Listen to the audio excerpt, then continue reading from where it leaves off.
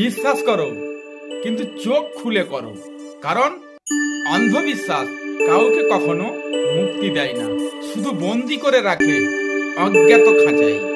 সম্পূর্ণ ভিডিওটা দেখুন।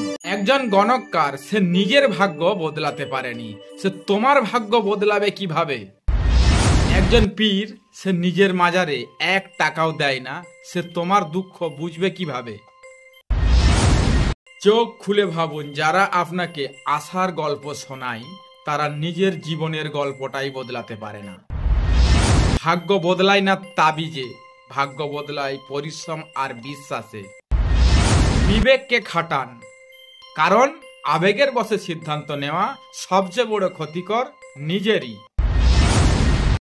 ভিডিওটি যদি আপনার ভালো লেগে থাকে লাইক এবং শেয়ার করবেন। হ্যাঁ, আর সাবস্ক্রাইব করে পাশে থাকা বেল আইকনটা প্রেস করতে ভুলবেন না।